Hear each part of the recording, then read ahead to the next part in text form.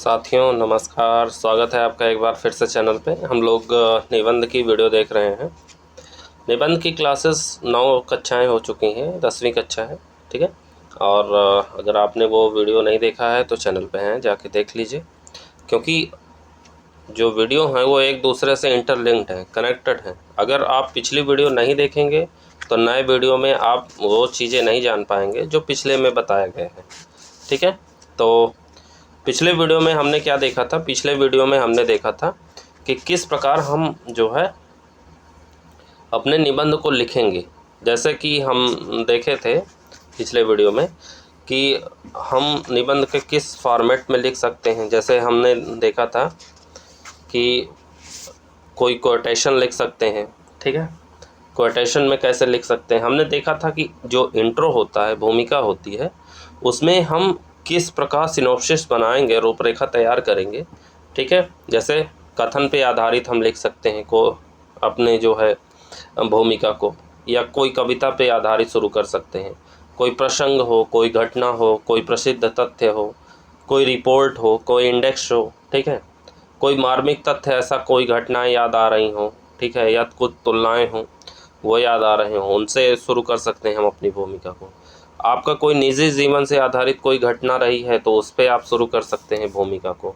साथ साथ अगर आपको कुछ कीवर्ड्स याद आ रहे हों, खास शब्द जो है, उस पर आधारित आप भूमिका की शुरुआत कर सकते थे। और प्रश्नों में विभाजन करके, जैसे मान लीजिए ये प्रश्न आप देख रहे हैं, यदि यौवन जानता है और यदि बुढ़ापा सक्षम होता, अगर इनको जो है हम विभाजित कर दें, यदि यौवन जानता अलग कर दें, बुढ़ापा सक्षम होता अलग कर दें, फिर इन दोनों के बारे में सोच के जो है हम भूमिका की शुरुआत कर सकते हैं। तो इस प्रकार हमने देखा था पिछले लेक्चर में, ठीक है। पिछला लेक्चर काफ़ी महत्वपूर्ण रहा है, अगर आपने नहीं देखा है तो देख लीजिए। और 7वें लेक्चर से हमने लिखाना शुरू किया है। तो अगर आप चैनल पे नए हैं तो चैनल को सब्सक्राइब कर दीजिए, वीडियो पसंद आएगा तो लाइक भी कर दीजिएगा, ठीक। और जो है आज हम देखेंगे कि जो है 2002 यूपीएससी में निबंध आया था, इसको देखेंगे, साथ साथ एक दो निबंध और देखेंगे और हम लिखेंगे भी। तो इसलिए पेन कॉपी निकाल लीजिए और तैयार हो जाइए, आज लिखाएंगे भी। अब क्योंकि जितने सारे लेक्चर हैं उसमें सब में लिखाना ही होगा लगभग, तो रेगुलर लिखना शुरू भी करिए। और मैं कोशिश करूँगा कि आप जो है सारे निबंध ढंग से लिखें, क्योंकि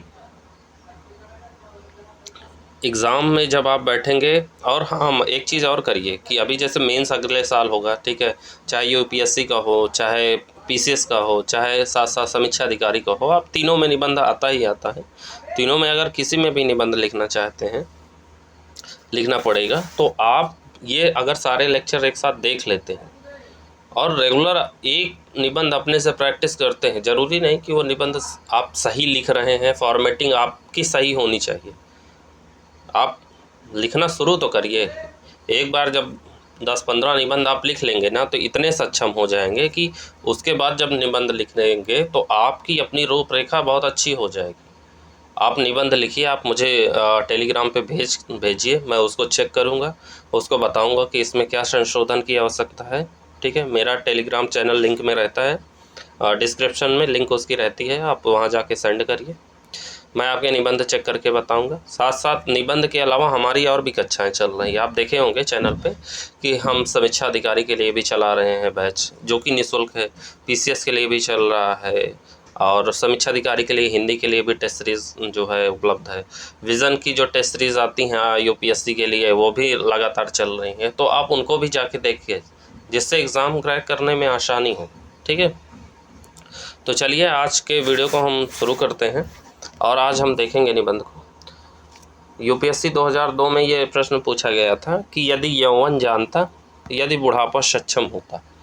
तो इफ़ यूथ न्यू, यदि यौवन जानता, इफ़ एज कुड, यदि बुढ़ापा सक्षम होता। तो अब मैंने जैसे पिछले वीडियो में मैंने बताया था कि इन प्रश्नों को दो पार्ट में बांट लेना चाहिए, ठीक है। कोई भी हो, दो पार्ट में, 3 पार्ट में, 4 पार्ट में। तो यौवन जानता यदि, इफ़ लगा हुआ है ना, बुढ़ापा सक्षम होता यदि, तो हम इनको हम बांट के देखेंगे, फिर उससे हम किस प्रकार जो है अपनी भूमिका लिख सकते हैं। भूमिका तो हमने देख लिया, आज हम इस पे आधारित निष्कर्ष लिख के देखेंगे, ठीक है, कैसे हम निष्कर्ष लिखेंगे। तो चलिए देखते हैं। यदि यौवन जानता, तो यदि यौवन जानता इस पे देखेंगे तो यौवन में क्या शामिल होता है। यौवन में शामिल होता है उम्र और स्थितियाँ। यौवन हमारी उम्र जो है, जब हमारा यौवन शुरुआत कब होता है, लगभग 15 साल के बाद से हमारा यौवन शुरू हो जाता है और लगभग 40 साल तक हमारा यौवन रहता है, ठीक है। तो यौवन को भी हम 3 पार्ट में बांट लेंगे, ठीक है। यदि यौवन जानता तो क्या अच्छा होता, क्या बुरा होता। जानता तो है, यौवन जानता तो है, ठीक है। अब इन तीनों पार्ट को हम देखेंगे, लिखते जाइए। ये जैसा फॉर्मेटिंग किया है वैसा आप लिखते जाइए, ठीक है। फॉर्मेटिंग कर लीजिए और लिखते जाइए। तो यदि यौवन जानता तो क्या अच्छा होता, ठीक है। यदि यौवन जानता तो क्या अच्छा होता। अच्छा क्या क्या हो सकता है, जैसे विकास की गति ज़्यादा होती, ठीक है। विकास की जो गति होती है ज़्यादा होती, क्यों, क्योंकि जो है युवावस्था में ऊर्जा और समझदारी सबसे ज़्यादा होती है। जैसे आप युवा हैं, ठीक है, आपके अंदर ऊर्जा बहुत ज़्यादा है, आप कुछ भी करने के लिए दिन रात मेहनत करते हैं। जैसे मान लीजिए तैयारी करते हैं, नौकरी पाने के लिए दिन रात मेहनत कर रहे हैं, मतलब आपके पास ऊर्जा है। अगर बुढ़ापा होता तो उतनी क्षमता नहीं रहती। बुढ़ापे में जो है याददाश्त भी कम रहती, समझदारी भी कम रहती, ठीक है। तो विकास की गति ज़्यादा हो जाती। यदि यौवन सक्षम होता तो क्या अच्छा होता, तो विकास की गति ज़्यादा हो जाती। ऊर्जा और समझदारी मिलकर विकास की गति ज़्यादा होती। अपराधों में कमी आती है यदि यौवन सक्षम होता है। क्या होता, अपराधों में कमी होती, ठीक है। कैसे, यदि मान लीजिए आप युवावस्था में हैं और आप समझदार हैं, ठीक है, तो अपराधों पे अंकुश लगा। जैसे आप सिविल सर्विसेज की तैयारी करते हैं, एथिक्स वगैरह पढ़ लेते हैं, ठीक है। तो अगर सक्षम होता, जानता, अच्छा होता तो क्या होता, तो अपराधों में कमी आती। साथ साथ सड़क दुर्घटनाओं में कमी आती, सड़क दुर्घटनाओं में कमी आती, ठीक। कैसे, जैसे मान लीजिए आप यूथ हैं, ठीक है, और उसके बाद आप ट्रैफिक नियमों का पालन करते हैं, बाइक या कार को जो है या जो भी आप व्हीकल यूज़ करते हैं उसको ड्राइव अच्छे से करते हैं, ठीक है, हेलमेट का यूज़ करते हैं या सीट बेल्ट का यूज़ करते हैं, तो क्या होता है, सड़क दुर्घटनाओं में कमी आती है। आप यातायात नियमों का पालन करेंगे तो क्या होगा, सड़क दुर्घटनाओं में कमी आएगी। साथ साथ और क्या होता, आर्थिक मामलों में बचत ज़्यादा होती है। जैसे मान लीजिए आप समझदार हैं, ऊर्जा है आपके अंदर, ठीक है, तो आर्थिक मामलों में जो है बचत करते हैं। बुढ़ापा आएगा तो बहुत सारी बीमारियां होंगी, ठीक, तो उस समय वो क्षमता नहीं रहेगी, तो आर्थिक मामलों में आपकी बचत संभव नहीं हो पाएगी, बहुत सारी चीज़ें होंगी। हाँ, और युवा अवस्था में आप पैसे कमा भी लेते हैं तो आर्थिक मामलों में बचत कर लेते हैं, ठीक है। और युवा नेता बहुत सारे जो है तैयार हो जाते हैं यदि जो है यौवन जानता। तो यौवन जानता है तो जैसे युवा नेता बहुत सारे बन जाते हैं। आप यूनिवर्सिटीज़ या कॉलेज में देखे होंगे, वहाँ युवा नेता तैयार हो जाते हैं। तो इसमें आप ये चीज़ें रख सकते हैं भूमिका में, निष्कर्ष में जो है आप इन सब चीज़ों को रख सकते हैं।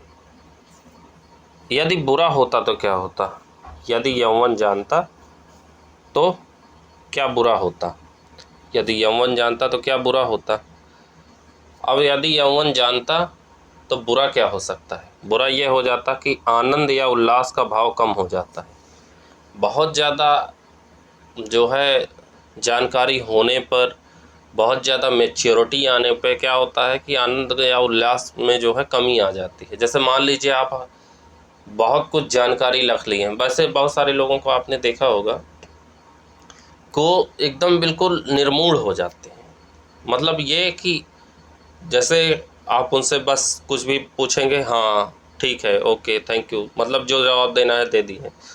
ऐसा लगता है कि उनके जीवन में किसी चीज़ की कमी है।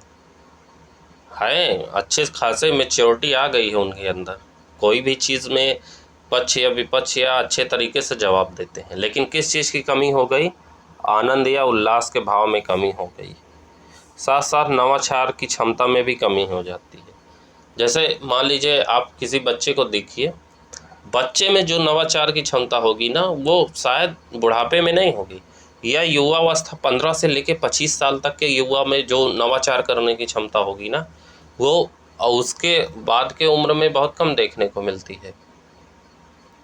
वो बहुत कम, मतलब देखने को ऐसा नहीं है कि देखने को नहीं मिलेगी, लेकिन देखने को बहुत कम मिलती है। जोखिम लेने में कमी आ जाएगी, ठीक है। यदि सब कुछ जानने लगेगा तो ठीक है, जोखिम लेने से बचेगा, ठीक है।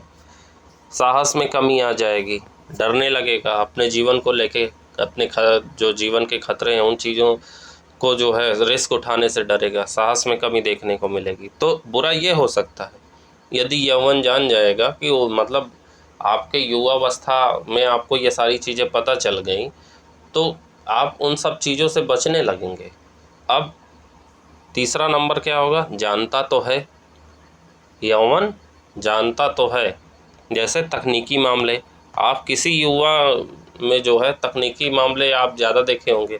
जैसे मान लीजिए आजकल के बूढ़े लोगों को वो चीज़ें समझ में नहीं आती जो बच्चों और युवाओं को समझ में आती हैं। कोई भी तकनीकी चीज़ें देख लीजिए, चाहे मोबाइल हो, कंप्यूटर हो, या किसी भी क्षेत्र में नए ज्ञान का महत्व जो है युवावस्था में ज़्यादा होता है। जैसे मेडिकल एंड रिसर्च में आप देखे होंगे कि नए नए युवा ज़्यादा जा रहे हैं उस क्षेत्र में। क्यों? क्योंकि ऊर्जा भी है, समझदारी भी है, क्षमता भी है काम करने की। तो इस वजह से जो है नए ज्ञान का महत्व ज़्यादा हो जाएगा उनके जीवन में। तो ये हो गया हमारा यौवन। यदि यौवन जानता, तो जानता तो है, लिख लिए आप लोग। आगे बढ़ते हैं। मैक्स वेबर का एक कथन था, मैक्स वेबर जो है लिख लीजिए, तर्क और जानकारी ज़्यादा होने पर जीवन का रस खत्म हो जाता है। जैसे मान लीजिए किसी चीज़ के बारे में तर्क वितर्क आप करते हैं, लेकिन जब किसी चीज़ के बारे में ज़्यादा जानकारी प्राप्त कर लेंगे ना, तो उस चीज़ में जानने की इच्छा नहीं रहेगी, क्योंकि आपने वो सब कुछ जान लिया। जीवन का रस लेना आप बंद कर देंगे। आपको जीवन में वो सारा मज़ा नहीं आएगा जो आप नहीं जानते हुए करते हैं। सब कुछ जान जाएंगे तो आपके जीवन का रस खत्म हो जाएगा। लिख लिया।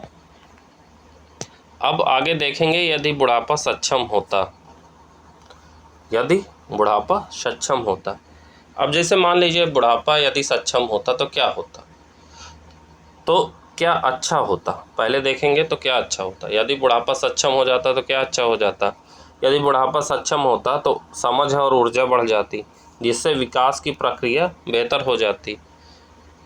जैसे एक्सक्यूज़न की सफलताएं, मतलब विकास की प्रक्रियाएं बेहतर कैसे हो जाती हैं। अब जैसे बुढ़ापे में आप देखे होंगे किसको, KFC वाले बूढ़े को आप देखे होंगे, जो KFC की शुरुआत जिस बूढ़े ने की, आप उसको देखे होंगे। वो जो है बुढ़ापा उसका सक्षम था, उसकी समझदारी और ऊर्जा से उसने वर्क किया। आज KFC जो है पूरे वर्ल्ड वाइड जो है आप देख लीजिए फैला हुआ है, अच्छा खासा पैसा कमा रहा है। बुढ़ापे में उसने शुरुआत की, तो यही अच्छा हो सकता है। आप ये उदाहरण लिख सकते हैं, KFC वाला उदाहरण, ठीक है। यदि सक्षम होता तो बुरा क्या हो जाता। यदि बुढ़ापा सक्षम होता तो बुरा क्या हो जाता। तो बुरा ये हो जाता है कि पीढ़ी संघर्ष खत्म हो जाता। मतलब युवाओं और बुजुर्गों के बीच जो पीढ़ी संघर्ष चलता है वो खत्म हो जाता। तो बुढ़ापा भी जीवन जी नहीं पाते बूढ़े लोग, प्रॉब्लम वहाँ भी फेस करनी पड़ती। नई पीढ़ी के लिए अवसर में कमी आ जाती, ठीक है। जैसे मान लीजिए युवावस्था है, अब बुढ़ापा भी वही सक्षम है, बुढ़ापे में भी लोग कार्य कर रहे हैं जितना युवावस्था में कार्य कर रहे थे।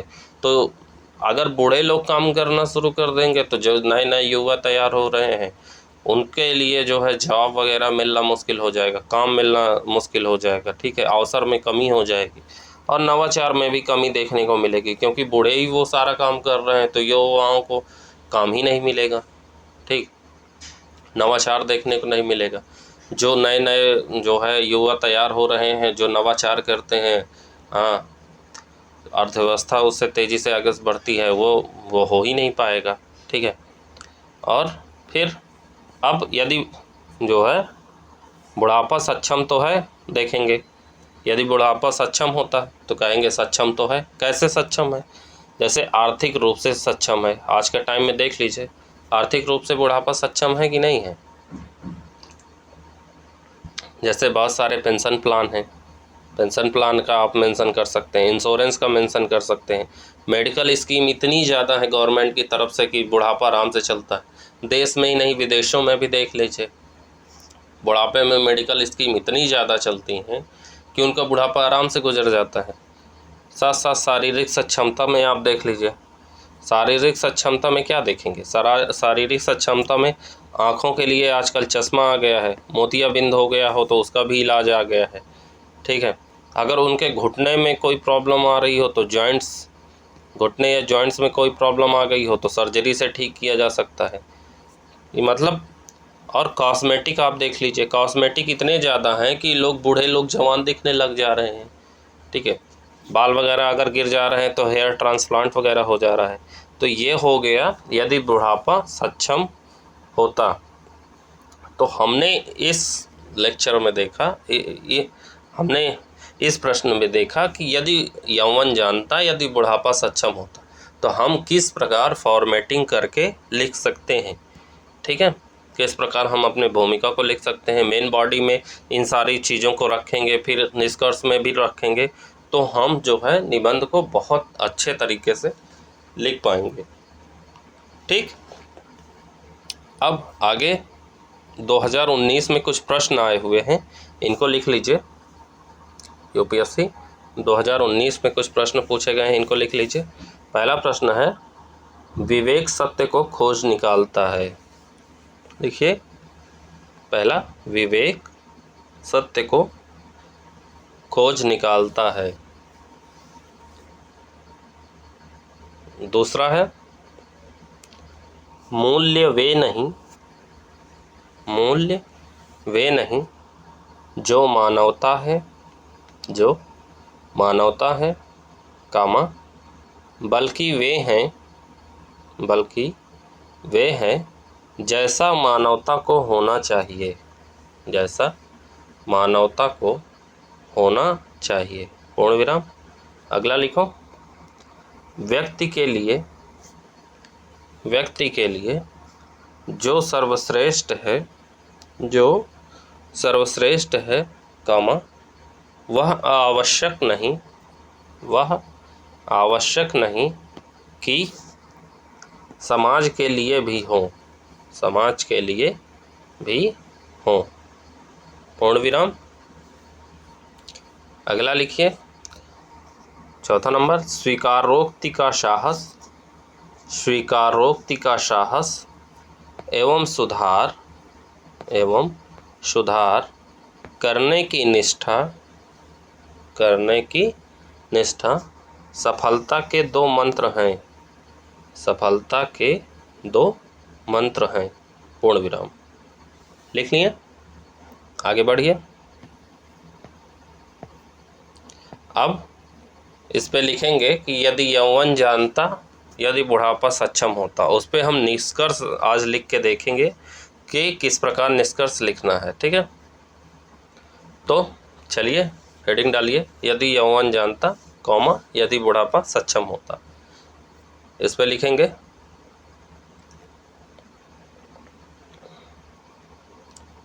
तो पहले हेडिंग डालिए सिनॉप्सिस हम कैसे बनाएंगे? तो सिनॉप्सिस में हम इंट्रो लिखेंगे पहले नंबर पे, ठीक है। पहले तो भूमिका लिखेंगे, ठीक है। भूमिका में लिखिए डबल इन्वर्टेड कॉमा में, जैसे मैंने बताया था ना, बीचों बीच लिखना है। ये जैसे कॉपी होती है, कॉपी में जब कोई कथन लिखना होता है तो बीचों बीच लिखना होता है, ठीक है। ये बीचों बीच, ठीक। फिर जब अगली लाइन शुरुआत करेंगे, बीच से शुरुआत करेंगे, यहाँ से, फिर ऐसे ऐसे ऐसे ऐसे ऐसे, ठीक है। तो बीचों बीच शुरुआत करिए। लड़कपन खेल में खोया, लिखिए इन्वर्टेड कॉमा में, लड़कपन खेल में खोया, कॉमा, जवानी नींद भर सोया,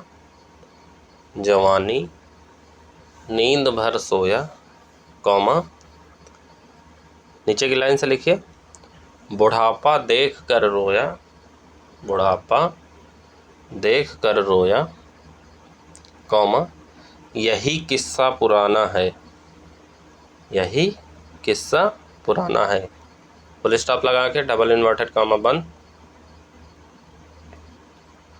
ये तीसरी कसम फिल्म का है। आप चाहे फिल्म का नाम मेंशन कर सकते हैं, चाहे नहीं कर सकते हैं, दोनों आप कर सकते हैं, इसमें कोई समस्या नहीं है कि फिल्म का नाम आप मेंशन कर रहे हैं तो जो है आपको नंबर नहीं मिलेंगे, बिल्कुल नंबर मिलेंगे। आप जो है लिख सकते हैं कि उपयुक्त जो है पंक्तियाँ तीसरी कसम फिल्म से ली गई हैं, जिसमें कवि के द्वारा ये कहा गया है। आप इसका जो है भावार्थ लिख सकते हैं, लड़कपन खेल में खोया, जवानी नींद भर सोया, बुढ़ापा देख कर रोया, यही किस्सा पुराना है। ठीक है, ये तो हो गया हमारी भूमिका।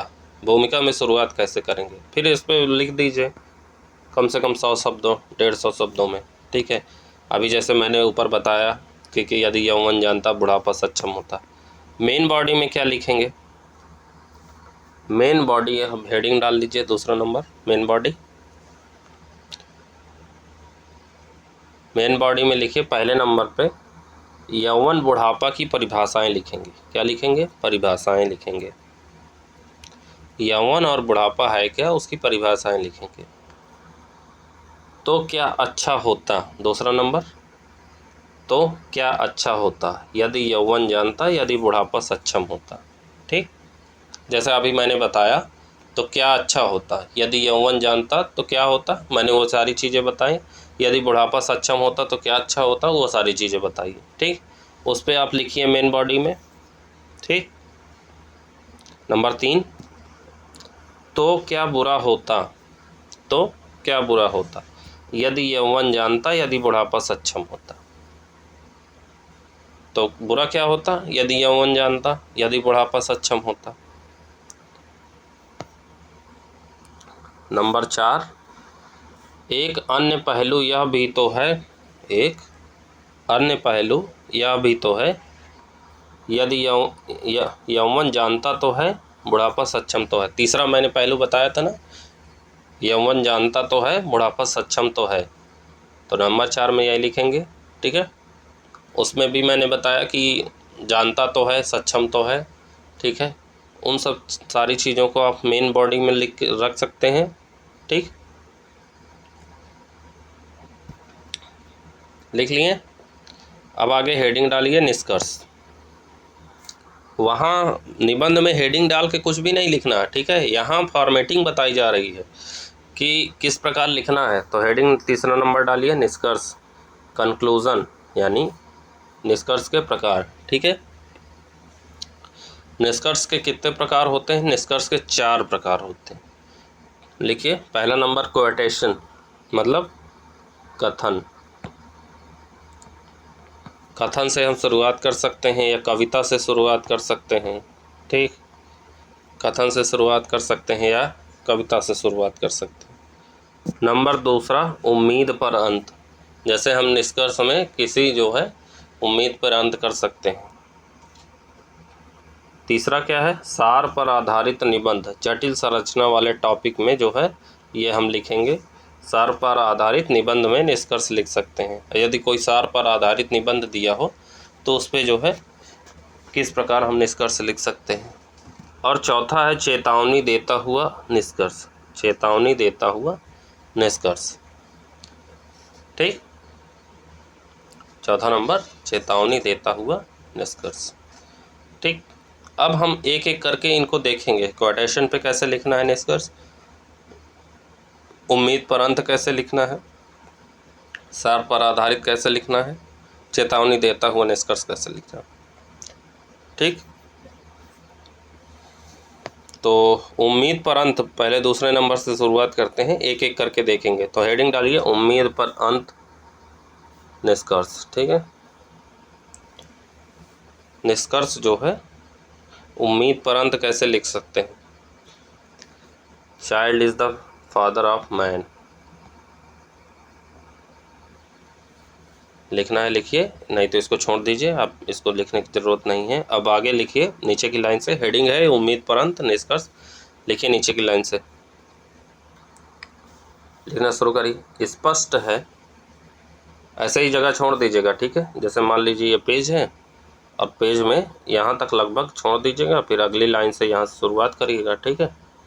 तो इतना छोड़ के लिखिएगा। स्पष्ट है कि यौवन का जानना और बुढ़ापे का सक्षम होना अब उतनी दूर की कल्पनाएं नहीं हैं,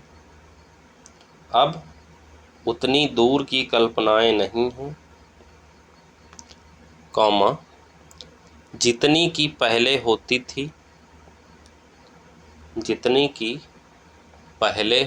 थी, फुल स्टॉप। आज का यौवन कई मामलों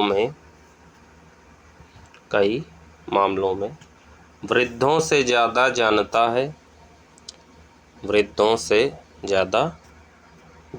है और नित नवीन तकनीकों की दुनिया में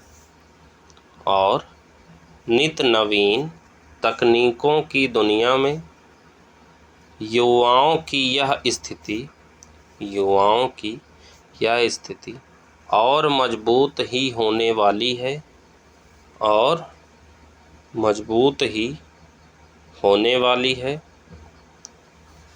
पूर्ण विराम। आगे लिखिए। उतना ही बड़ा सच यह भी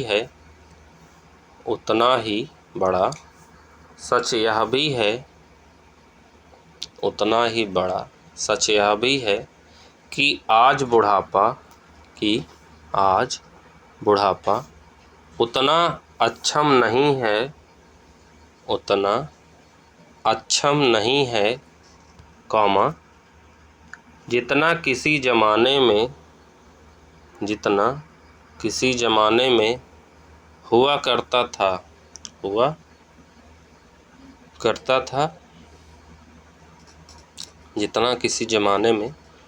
करता था, पूर्ण विराम।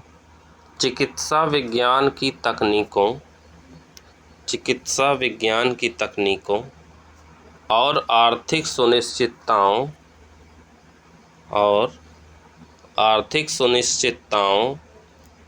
की संभावनाओं ने बुढ़ापे की अधिकांश पीड़ाएं छीन ली हैं। लिखें, पूर्ण विराम। आगे लिखिए। धीरे धीरे वह स्थिति अवश्य आएगी जब युवा और समझदार होंगे, पूर्ण विराम। आगे लिखिए। बूढ़े और अधिक सक्षम होंगे,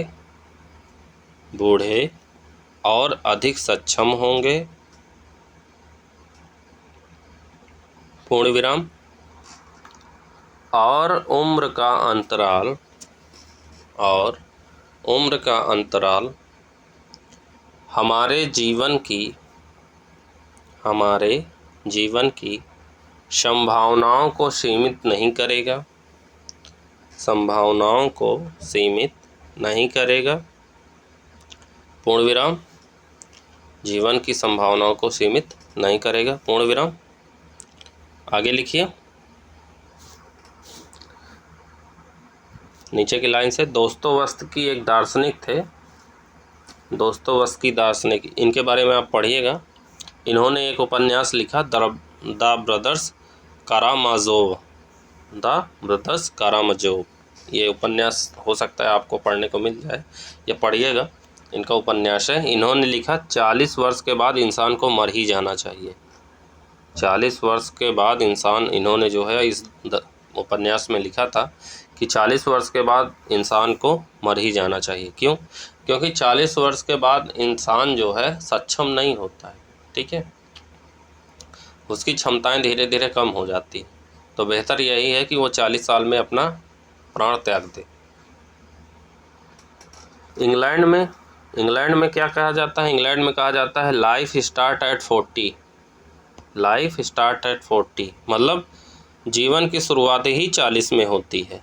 इंग्लैंड में ऐसा जो है माना जाता है, जिसे नॉटी 40 कहा जाता है। नॉटी 40, ठीक है, नॉटी 40 कहा जाता है। ठीक, तो ये हो गया हमारा जो है किस पे आधारित निष्कर्ष? उम्मीद पर अंत पे आधारित निष्कर्ष। दूसरी नंबर की हेडिंग डालिए, क्वोटेशन पर आधारित निष्कर्ष। डालिए क्वोटेशन पे आधारित निष्कर्ष।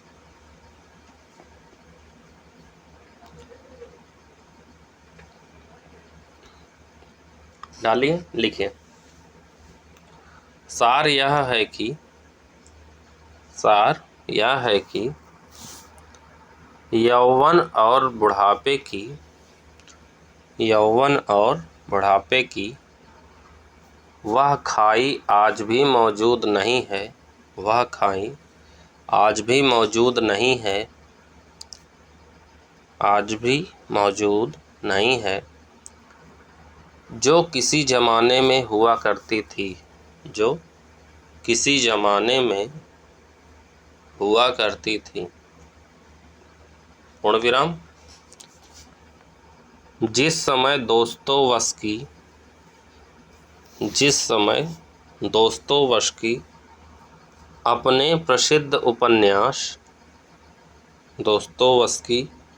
अपने प्रसिद्ध उपन्यास इन्वर्टेड कॉमा में द ब्रदर्स कारामाज़ोव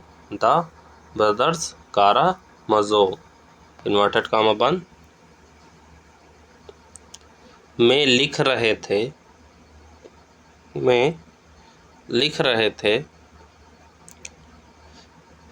कि डबल इन्वर्टेड कॉमा में लिखिए कि डबल इन्वर्टेड कॉमा में 40 वर्ष के बाद का जीवन निरर्थक जीवन है। डबल इन्वर्टेड कॉमा बंद, कॉमा लगाइए।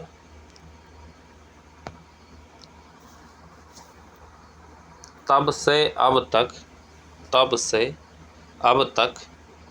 गंगा में बहुत सा पानी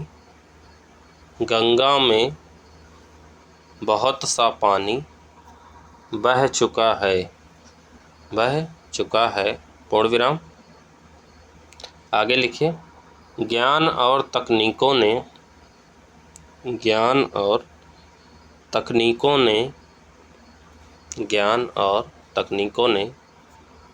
यौवन और बुढ़ापे की परिभाषाएं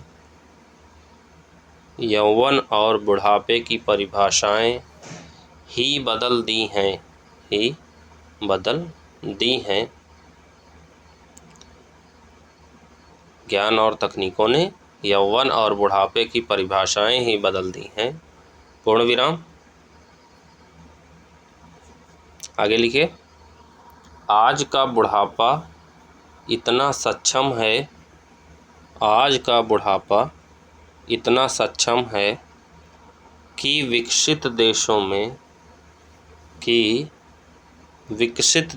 में इन्वर्टेड कॉमा में लिखिए life start at 40 inverted comma बंद, life start at 40 inverted comma बंद, जैसे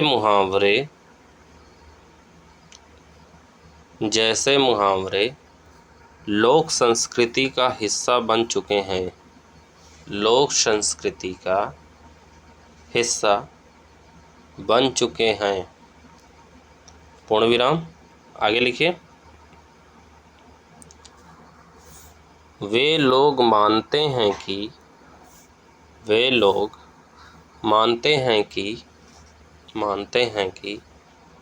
उम्र एक संख्या है। इन्वर्टेड कॉमा में लिखिएगा, इन्वर्टेड कॉमा शुरू करिए। उम्र एक संख्या है, कॉमा, उम्र एक संख्या है, कॉमा, उससे ज़्यादा कुछ नहीं। कुछ नहीं, इन्वर्टेड कामा बंद, उससे ज़्यादा कुछ नहीं, इन्वर्टेड कामा बंद, कॉमा लगाइए। हमें भी यह मानने में आपत्ति नहीं होनी चाहिए,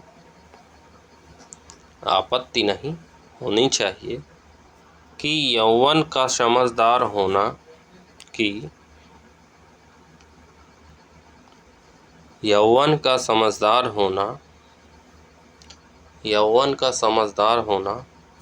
और बुढ़ापे का सक्षम होना हमारे समय में उभरता हुआ एक नया सच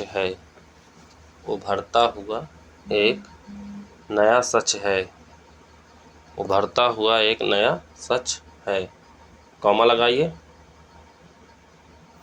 अब यह कल्पना नहीं है, पूर्ण विराम लगाइए,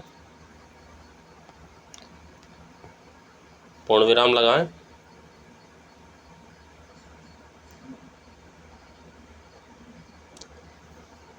अब अगली हेडिंग डालिए, सार पर आधारित निष्कर्ष।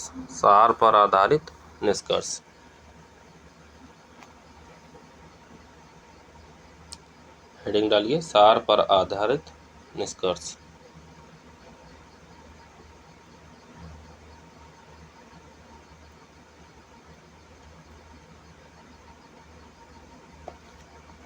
हेडिंग डालें, लिखिए। संपूर्ण चर्चा का सार यह है कि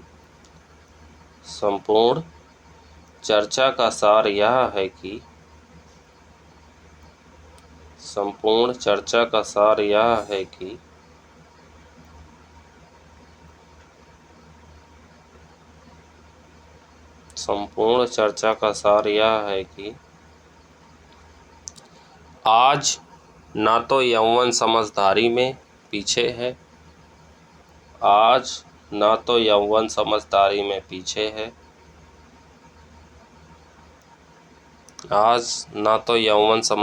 पीछे है, और ना ही बुढ़ापा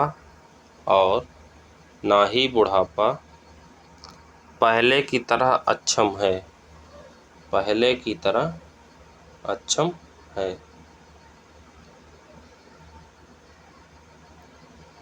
की तरह अक्षम है। इंटरनेट, कॉमा लगाइए, इंटरनेट अनुसंधान और तकनीक पर टिकी नॉलेज इकोनॉमी ने युवाओं के ज्ञान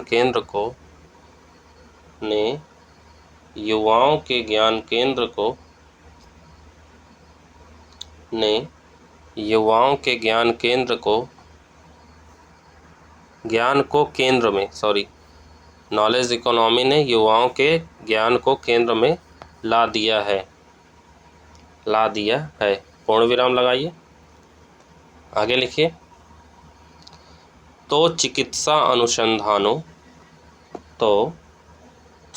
अनुसंधानों कॉमा बहुत सी आर्थिक सुविधाओं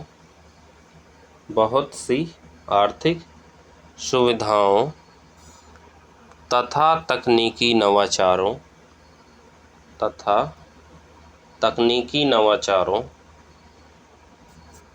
ने बूढ़ों को भी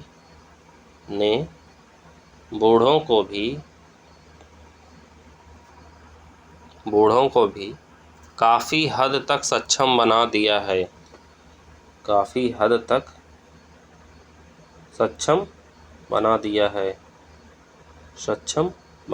है। पूर्ण विराम लगाइए, आगे लिखिए।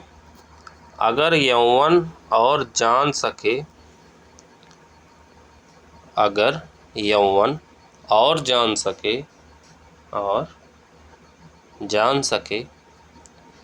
यानी ज़्यादा समझदार हो सके यानी ज़्यादा समझदार हो सके,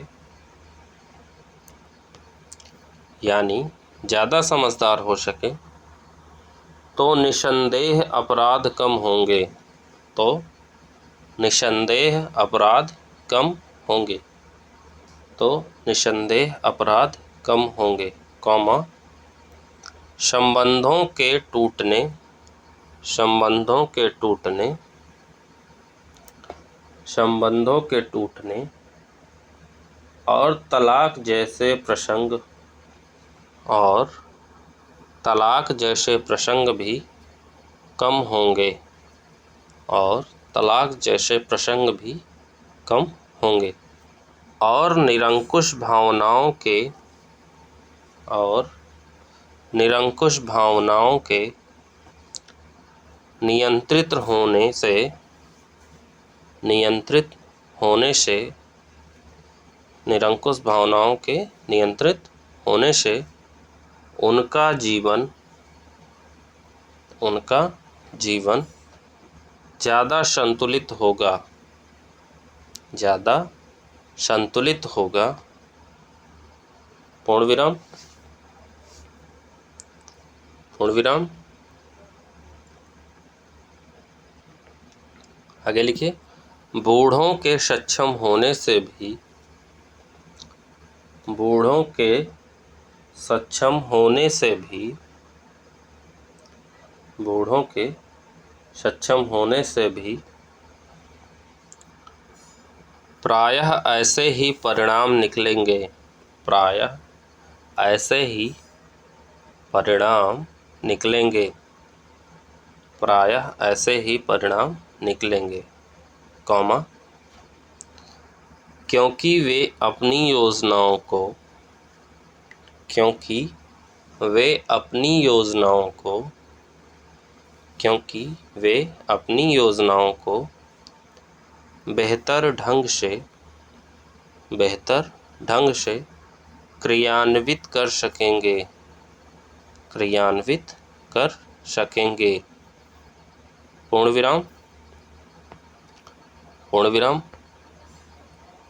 आगे लिखिए, किंतु, किंतु यहाँ यह भी, यहाँ यह भी ध्यान रखना जरूरी है, ध्यान रखना जरूरी है कि युवाओं का, कि युवाओं का बहुत समझदार हो जाना, बहुत समझदार हो जाना, कॉमा और वृद्धों में, और वृद्धों में, वृद्धों में अतिरेक होना, अतिरेक होना, अतिरेक होना दो धारी तलवारें हैं, दो धारी तलवारें हैं, दो धारी तलवारें हैं, पूर्ण विराम। आगे लिखिए, बहुत समझदार युवा,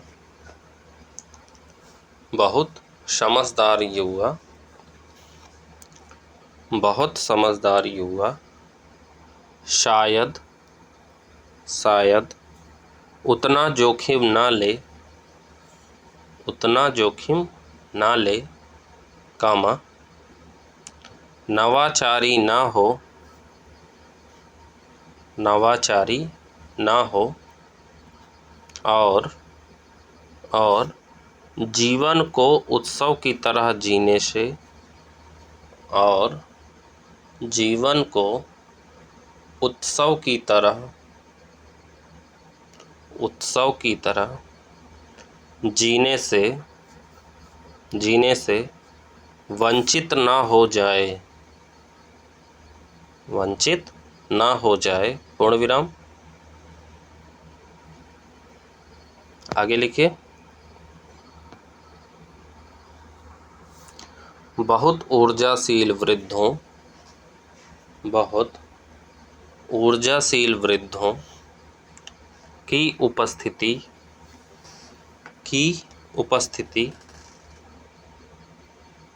उपस्थिति कहीं पीढ़ियों की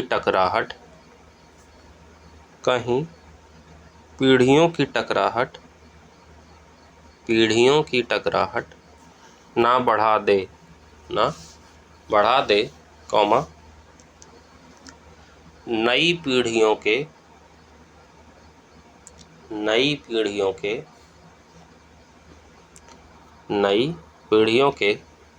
संभावनाओं को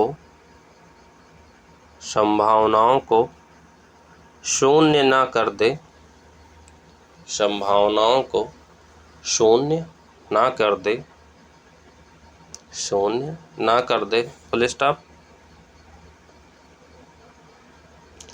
शून्य ना कर दे, पूर्ण विराम। बेहतर यही है कि यौवन थोड़ा सा समझदार हो जाए। बेहतर यही है कि यौवन थोड़ा सा समझदार हो जाए, कॉमा,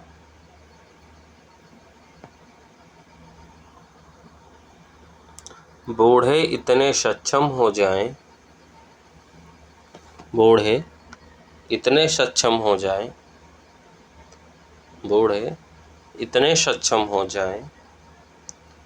कि अपना जीवन ठीक से जी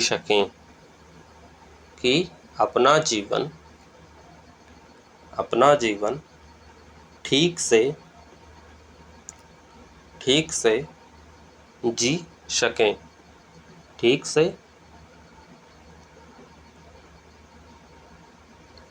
जी सकें, पूर्ण विराम। आगे लिखिए किंतु के बाद कॉमा लगाइए। प्रकृति ने जो बारीक संतुलन बनाया है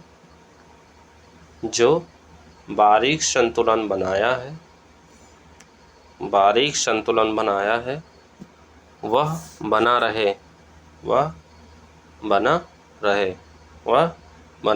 पूर्ण विराम।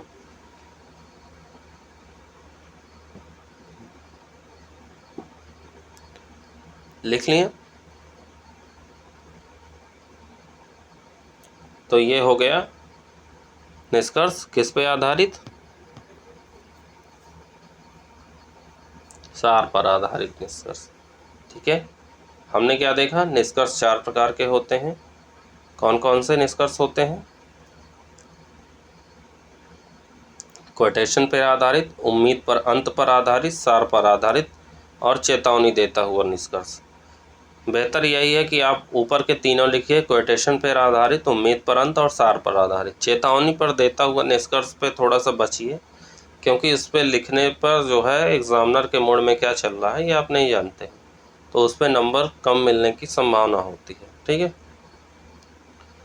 तो आज हमने देखा निष्कर्ष पे आधारित जो है निष्कर्ष कैसे लिखेंगे। ठीक है, आगे और भी जो है एक पूरा निबंध आपको लिखाया जाएगा।